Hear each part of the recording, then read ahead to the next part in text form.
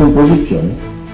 대한민국이 G7 국가가 되지 못하고 있고, 국력으로는 12국가가 됐는데, 지금 전임 대통령이, 미국 전임 대통령이 뭐라고 했습니까?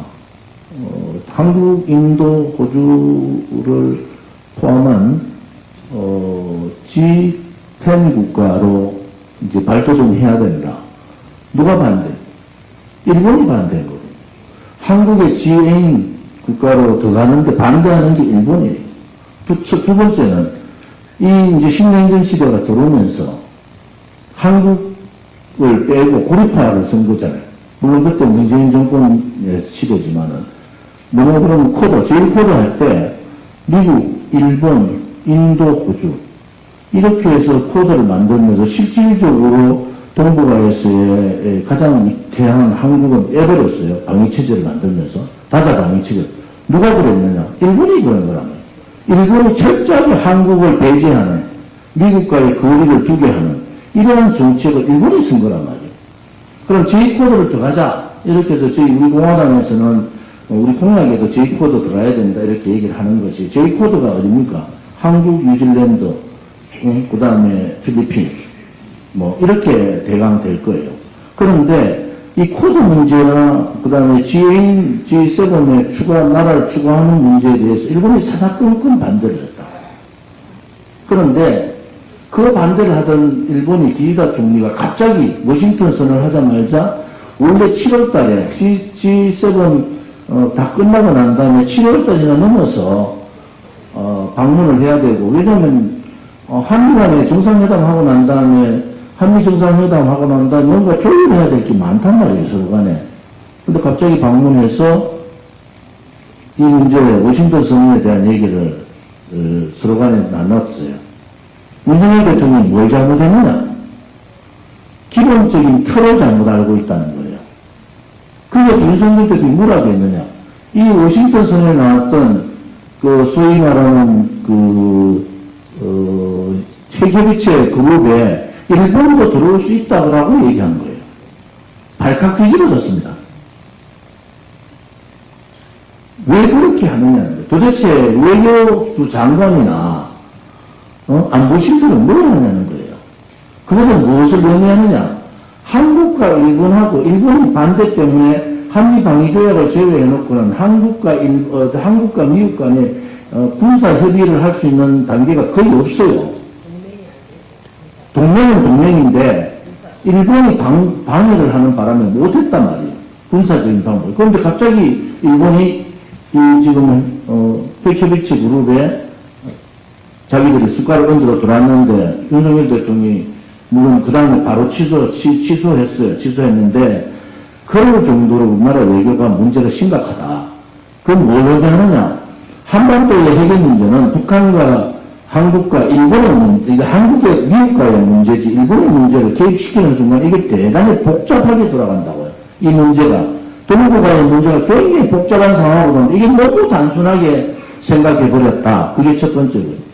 두 번째, 그래서 정의박 기자나 저나 똑같은 개념을 갖고 있는 게 좀 더 이 핵협의체 그룹이 실무자 그룹을 통해서 혹은 정보라인을 통해서 여러 가지 이 단계적인 단계를 거쳐 어느 정도 성숙되면은 그때 일본하고 지소미아가 이제 복귀하잖아요.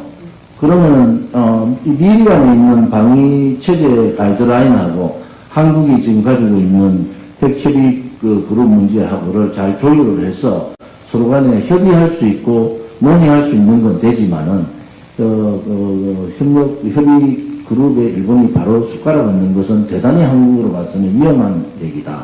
이렇게 볼 수가 있는 거고요. 워싱턴 선언은 좌파에서 이런저런 얘기를 하지만은 굉장히 좌표를 잘 찍고 갔다. 그리고 신냉전 시대가 우리에 의해서 만들어진 게 아니잖아요.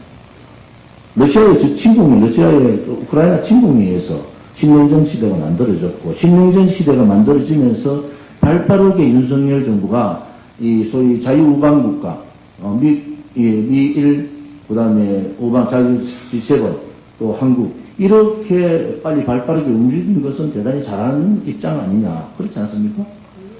그래서 이번에도 G7에서도 이런 북한 핵 문제에 대해서 얘기가 나왔지 않습니까? 네, 맞습니다. 제가 오늘 이 자리에 와서 말씀드리는 것은 제가 기자 생활을 하면서 현장에서 느끼고 보고 하는 실질적인 것이지 뭐 바탕으로 하는 말이 하나도 없고요. 만약에 제 의견이 틀리더라도 여러분들의 생각과 조금 차이가 있다는 것이지 나쁜. 잘 들리십니까? 네. 예. 그래서 조금 전에 우리 그 협의체 마지막으로 제가 마무리할게요. 그 협의체에 대해서 여러 가지 이제 그 현장에서 백악관에 직접 담당하는 사람하고 저하고 G7 현장에서 또 만났습니다. 그래서 거기서 저하고 한 30분 동안 이 문제를 놓고 결론을 지었는데 이분이 가려고 하는 말이 이래요. 한국하고는 다른 것은 다 쉐어할 수 있지만은 핵만은 쉐어할 수 없는 게 핵만은 공유할 수 없다라고 아주 단정을 짓더라고요. 그래서 이제 핵은 미국만이 컨트롤할 수 있는 것이지 이게는 그 이야기는 빼자 그런 소리죠.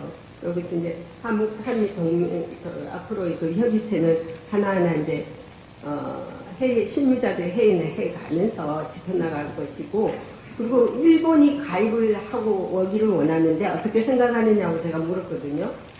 일본하고는 이미 1997년에 DCGP라는 거, Defense Cooperation Guideline Frame이라는 것이 있기 때문에 일본과도 있고 또 한국과의 고의적인 협의체가 있지 않느냐라고 딱 결론적으로 말하고 그 이상의 말을 안 하더라고요. 근데 일본이 자꾸 지금까지 어떻게 추진할지는 모르겠지만 일본 기시다가 바빠서 그때 막 빨리 오려고 할 때 한참 한미 그 정상회담의 그 국빈 방문에 대해서 사람들이 그 인식이 아주 극도에 있을 때예요. 근데 기시다가 그 어떤 그 흐름을 굉장히 빨리 차단해버린 거예요.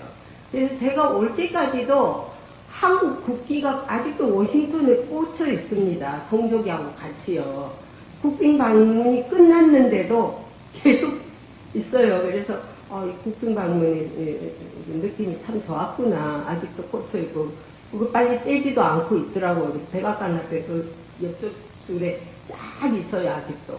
그래서 참 기쁘고요.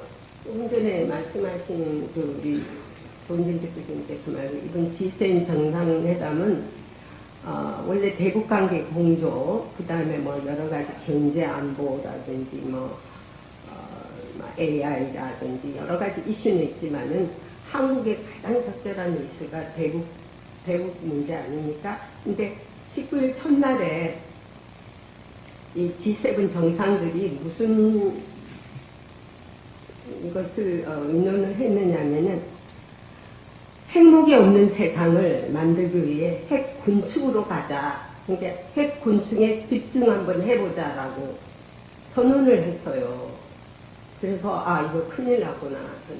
핵 보유국은 참 좋은데 이것이 이제 그래서 제가 질문을 했죠. 국가안보실장이 이제 브리핑을 하더라고요. 근데 마치 저를 시켜줘가지고 제가 여러 사람이 있는데 이 질문을 했습니다. 답은 어떻게 제가 어떻게 물었느냐면은 이게 핵 군축 회담이 앞으로 지금 핵 보유국만 해당이 되느냐, 앞으로 이것이 핵을 가지고 있는 북한한테도 해당이 되느냐. 왜냐면은 북한은 사실상은 핵 보유국이라고 인정은 안 했지만은 핵을 보유하는 국가가 맞습니다.